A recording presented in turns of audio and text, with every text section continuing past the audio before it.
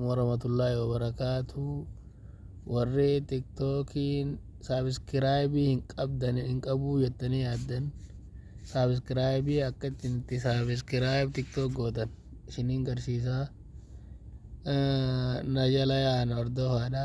Saabskraayibii jechuun waan inni gadhiise alaaxuul yeroo san si bira gahaa waliin haa hordofnu. TikTokidha seennaa. TikTokii hoggaa seennee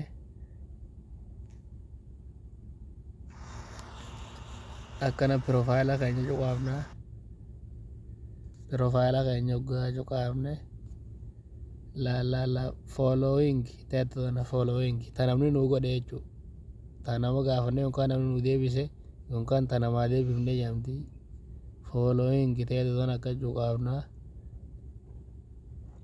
Hoggaa cuqaafne argitanii friends teetu tana dura saabskraayibii waan xiqqoo tana tuqxaa. Olii kanarra keessaa nama biraati kan fakkeenyaaf kana godheef hin jira. Fakkeenyaaf kana fudhannala. Personalizimii kajoo kana personalizimii kana dhiifnee ol kanarra kaa'annaa. Akkanatti laa invaayitiin isaa kallattiin nu dhufte jechuun waan inni godhaa jiru.